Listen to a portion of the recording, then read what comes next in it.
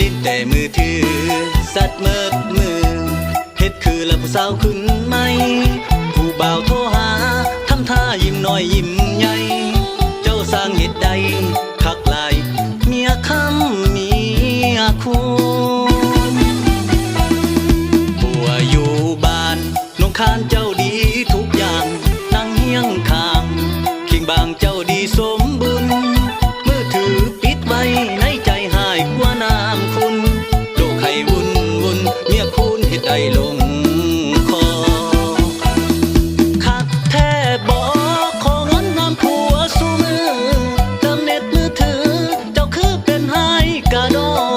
มีผัวอยู่แล้วยังแซวเสร็จน้ำไผ่นอเห็นเขาคนรอก็เลยบอกกินฮอดเขา